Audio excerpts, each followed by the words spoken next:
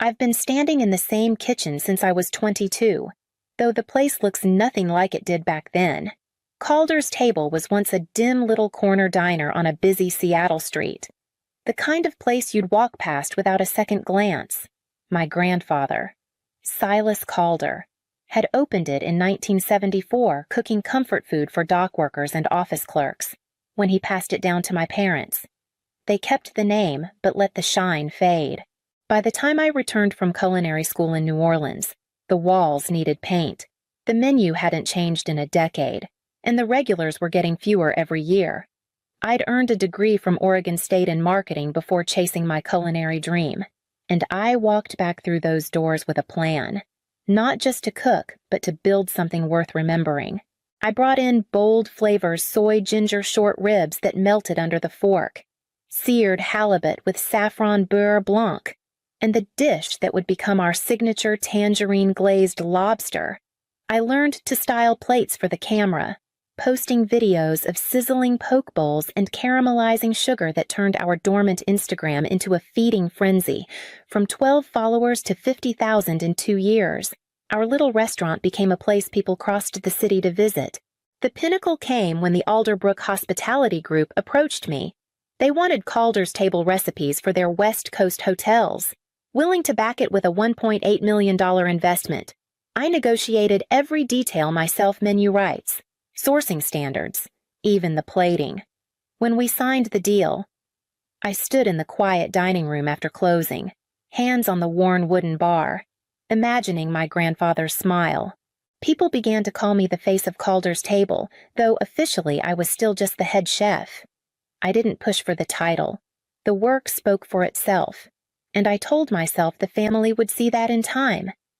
Still, on quiet mornings before the prep rush began, I'd sometimes imagine a place of my own, not to replace Calder's, but to see what I could build without limits.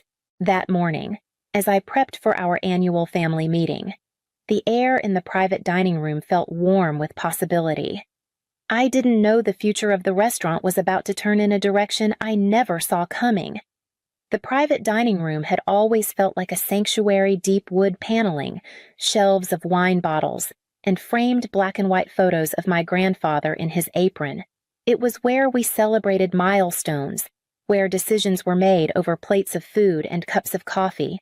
That morning, I walked in with my notebook ready, expecting to talk about expansion plans I'd pitched months ago. My father, Kenneth, sat at the head of the table, glasses low on his nose. My mother, Elise, had her usual steady, unreadable expression as she sipped her coffee. Sloane, 3 years younger than me, lounged in her chair, scrolling on her phone like she'd rather be anywhere else. Dad cleared his throat, his signal that something big was coming. "Your mother and I have decided it's time to appoint a CEO for Calder's Table," he began. "We believe Sloane is ready to take the helm." For a moment, the words didn't register. "Sloane," I repeated. She looked up from her phone with a smile that barely reached her eyes. "I've got my MBA. Maris, time to put it to use." Dad went on, "You've done wonders in the kitchen, but Sloane has the business acumen to scale. We're thinking bigger picture, multiple locations, franchise potential." I set my pen down slowly. I doubled our revenue.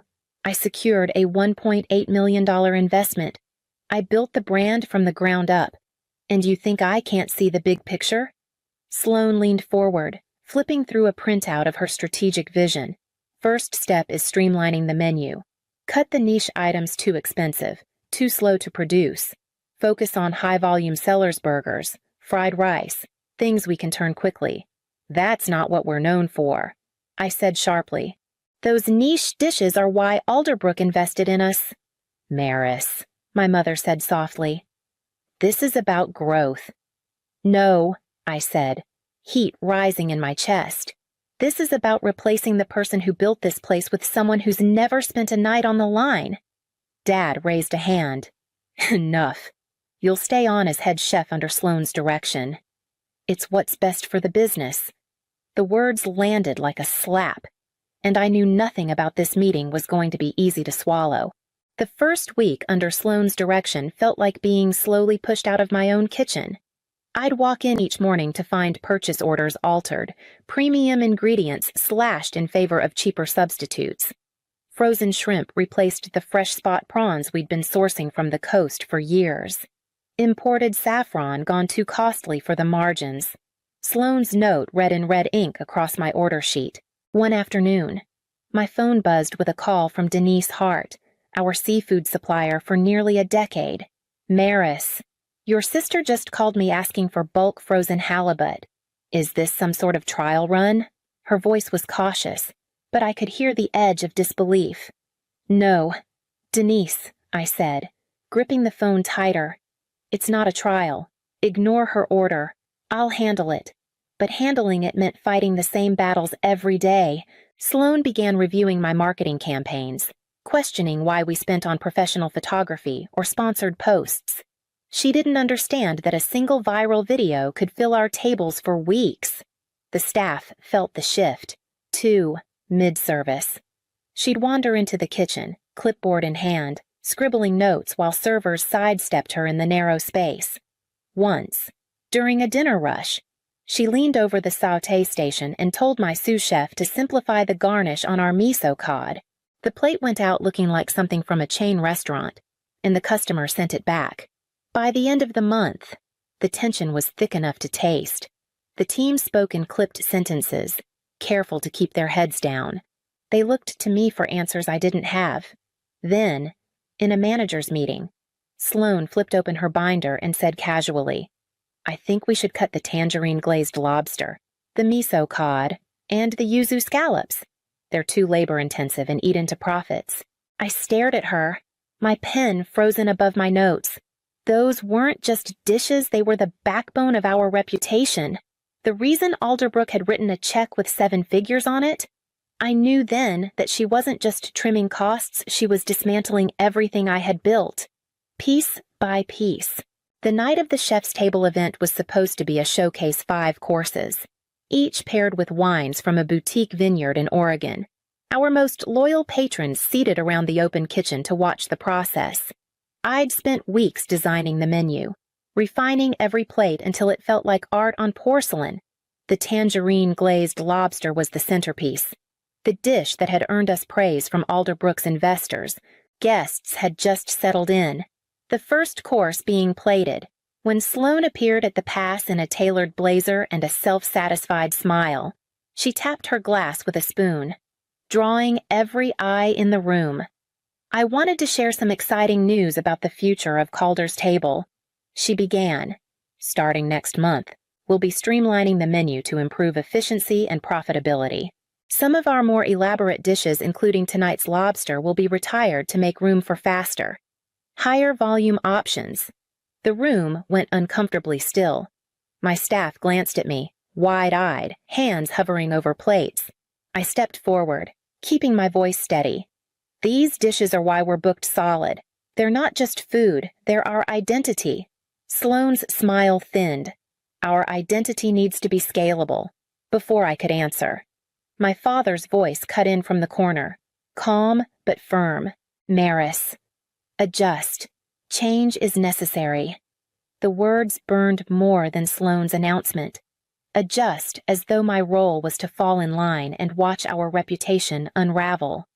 I finished the service in silence, my movements mechanical. The flavors I'd fought for suddenly tasting like someone else's after the last guests left. I didn't go home. Instead, I walked the wet streets to Holly Vance's place, the warm-lit bistro that had been my second home since culinary school. She poured me coffee, set it down, and leaned against the counter. I told her everything: Sloane's cuts, the public humiliation, my father's dismissal. Holly listened, her eyes never leaving mine. When I finally stopped, she asked quietly, "If this wasn't your family's place, would you stay?" The answer came without hesitation. "No." She nodded slowly. "Then why are you still there?" I didn't have an answer, but the question followed me into the night, settling deep in my chest as something that could no longer be ignored. All weekend, Holly's question echoed in my head. If this wasn't my family's place, would I stay by Sunday night? I'd stopped trying to argue with the answer. The only thing left was to decide how I was going to leave. I sat at my kitchen table, laptop open, a stack of worn recipe binders beside me. These weren't just lists of ingredients, they were years of trial, error, and refinement. The tangerine glazed lobster, the miso cod, the yuzu scallops. I backed up every file to an external drive, scanning my handwritten notes into PDFs. The restaurant's official copies could stay where they were, but the originals were mine. Then I went through my supplier contacts. Denise Hart's seafood deliveries, the organic farm in Snohomish that sent us fresh herbs every Thursday, the artisanal vinegar maker in Portland. These weren't just vendors, they were relationships I'd cultivated over late-night calls, shared meals, and mutual trust. I exported every email thread, saved phone numbers, and made sure they knew to expect changes. Last was the Alderbrook file. Every meeting note, every version of the contract, every email with Ethan Dre, their representative. Technically, the contract belonged to Calder's table, but the trust that had made it possible belonged to me. Ethan had come to me because he knew my food, my standards, my follow-through. Without that, the numbers on paper didn't mean a thing. By the time the sun rose Monday, my decision felt solid. I dressed simply black blazer, dark jeans, and walked into the restaurant before the first prep cook arrived. My father's office smelled faintly of old paper and roasted coffee. He looked up from his desk. Surprised? "What's this?" he asked as I set a single-page letter in front of him. "My resignation," I said, effective immediately. His brows pulled together. "Don't be ridiculous. You can't just quit. This is your family's business. It stopped being mine when you made Sloan CEO." I said evenly, "I'm not working under someone who doesn't know the first thing about what we do." "You'll regret this," he warned. "You're walking away from your legacy." I met his eyes. My legacy is what I built. I'm taking that with me. I left before he could answer, the envelope still lying unopened on his desk. Outside, the air was sharp and damp, the city waking around me for the first time in years. I wasn't walking toward a kitchen. I was walking away from one. The first few days after I walked out felt like stepping off a moving train. The noise and motion were still there, but I was standing on the platform, watching it all speed past without me. I kept my phone off most of the time, letting messages pile up. I didn't need to hear the panic to know it was coming. By midweek, the stories started trickling in. Ryan, our front-of-house manager, texted that 2 servers had quit after a brutal Friday night where orders were triple entered and half the tickets went missing. Kristen, one of my best line cooks, emailed to say Sloan had tried to run the kitchen herself for a lunch shift, burned a pan of rice, overcooked the salmon, and sent out plates that came back untouched. The vendors were no better off. Denise Hart called me one morning, her voice half frustrated, half bewildered. "Maris, they're asking for frozen shrimp now. Bulk orders. Is this real? You always insisted on fresh?" "It's real," I said, my stomach turning, but not from me. "Do what you think is right." Yelp reviews started dipping within days. Not the same as it used to be. Signature dishes gone. Fish tasted off. I didn't reply to the reviewers. I wasn't there to fix it anymore, but each line felt like watching a crack spread through something I'd built with my own hands. The calls from my father started on Thursday. I let them go to voicemail. The first was terse. "We need to talk." The second carried more strain. "Suppliers are confused. Call me back. By Friday." His voice was tight, almost pleading. "There's an issue with Alderbrook. Ethan's raising concerns about changes to the menu. This is serious. Maris." That one made me stop. Alderbrook wasn't just a contract, it was the foundation of the restaurant's growth plan. The thing that had shifted us from local gem to regional contender. If Ethan was unhappy, it meant something big was breaking loose. I didn't call back. Not yet. But I felt the pull. The curiosity that comes when you know a storm is about to hit, and you're the one who taught them how to read the weather. The call came on a Tuesday afternoon. I almost didn't pick up when I saw Ethan Dre's name flash across my screen, but curiosity won out. "Maris," he said without preamble. "I just met with your sister. It was not good." I leaned back in my chair. How bad she couldn't answer basic questions about the signature dishes. When I asked about sourcing, she gave me numbers that didn't match our agreement. Then she pitched replacing the tangerine glazed lobster with burgers. Burgers. "Maris." His voice was sharp, the frustration barely contained. I closed my eyes, picturing the expression he must have worn in that meeting. Ethan didn't rattle easily. If quality changes, the deal's off. He continued, "I'm giving you the courtesy of a warning before we make anything official. We signed this because of your food, your standards. Without that, Alderbrook has no reason to stay." "I'm not there anymore," I said quietly. "You'll have to take it up with the CEO." There was a pause.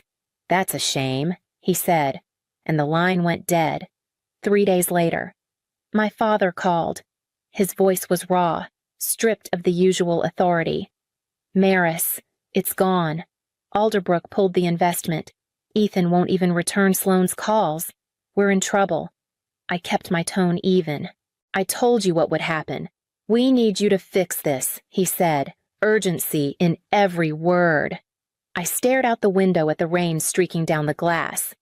"Ask your CEO," I said, and ended the call. The silence afterward was almost physical, like the air had thickened. I knew the loss of $1.8 million wouldn't just bruise Calder's table, it would leave a wound they might not recover from. And yet, I felt no urge to step back in. If they wanted to save it, they'd have to decide what my worth really was. They chose a small cafe in Fremont, halfway between my apartment and the restaurant. Neutral ground. Though nothing about it felt neutral when I walked in and saw them, my father with his tie loosened, my mother avoiding my eyes, and Sloane with her arms folded like armor. "Thanks for coming." My father started, "We need to talk about bringing you back. Alderbrook's gone, but we can rebuild if we move quickly." I took my seat, set my coffee down. "If you want me back, here are my terms. Equal partnership with Sloane, not head chef under her direction. Equity now, not someday. And public recognition for the contributions I've made." Sloane scoffed. "You're trying to take my job. I'm asking for what I've earned." I said, "I doubled revenue, secured the investment, built the brand. You lost that investment in one meeting." "That's enough," my father said sharply. "We can discuss the details, but Alderbrook is priority one. You have the relationship with Ethan." I held up a hand. "You don't get my relationships without respecting my role. This isn't me bailing you out just to go back to being sidelined." The conversation spiraled into clipped exchanges, Sloane defending her strategy, my father pushing for a quick fix, my mother murmuring about compromise. But as the words volleyed back and forth, I felt something shift, even if they agreed to my terms. I realized I didn't want to go back. Not to the same walls where every decision felt like a battle, not to a family that only saw my worth when the balance sheet bled. "I think," I said finally, my voice steady, "that what I want isn't to return. It's to start fresh." Sloane's eyes narrowed. "You're bluffing." My father leaned forward, frowning. "Maris, be reasonable." But in that moment, the decision felt like the clearest thing I'd ever made. I wasn't here to negotiate a comeback. I was here to walk away for good. Holly didn't hesitate when I told her I was ready to open my own place. Within a week, we were walking through a vacant corner spot in Capitol Hill, a former bakery with high ceilings, exposed brick, and a worn charm that begged for revival. I could already see the kitchen layout in my mind, smell the first night's service. We signed the lease, pooled our savings, and started tearing the place apart. Days blurred into nights choosing tiles, sanding counters, painting walls ourselves when the budget got tight. Every decision was mine to make, and for the first time in years, No one was hovering over my shoulder with a spreadsheet. I called Ethan once the blueprints were set. "If you're still interested," I told him, "I have a new menu you'll want to see." He came by with his tasting team, and by the end of the night, he was signing a $500,000 contract to feature my dishes in 2 Alderbrook hotels. It wasn't $1.8 million, but it was mine built on my terms. The news spread quickly. Denise Hart showed up with her first delivery of fresh seafood, grinning like she'd been waiting for the call. Ryan left Calder's to manage my front of house, and Kristen traded her station there for a spot on my line. It felt like getting my family back, the one I'd chosen. Opening night came with a packed dining room. Plates of tangerine-glazed lobster and yuzu scallops left the pass under my name. My vision intact. I moved through the kitchen with a calm I hadn't felt in years, every sizzle and aroma reminding me why I'd started in the first place, for the first time. The table was mine. Months later, the rhythm of Allison's table. My table felt as natural as breathing. The dining room stayed full most nights, regulars greeting us by name, new faces arriving on the strength of word of mouth. One afternoon, my mother stopped by, hands wrapped around a cup of tea she barely sipped. "I should have spoken up," she said quietly. "I saw what you did for Calder's and let your father's decision stand because I didn't want to fight. I was wrong." Her voice wavered, but she met my eyes. "I'm proud of you." Sloane came a few weeks later, dressed simply, none of her old polish. She lingered by the pass, watching service, before admitting, "I thought I could handle it. I didn't know how much work it really was." "I'm sorry." She didn't ask for forgiveness, only if she could call me now and then for advice. I told her she could. The last to appear was my father. He stood in the doorway one evening after closing, looking smaller somehow. "This place is something else," he said. "I thought Sloane's degree made her the better choice. I didn't see how much you carried. I was wrong. I didn't gloat. I simply invited him in, poured a glass of wine, and we talked not about business, but about my grandfather and the meals that had started it all. That night, in my kitchen, surrounded by a team I trusted, I plated dishes for a table of regulars, knowing I had rewritten my own legacy.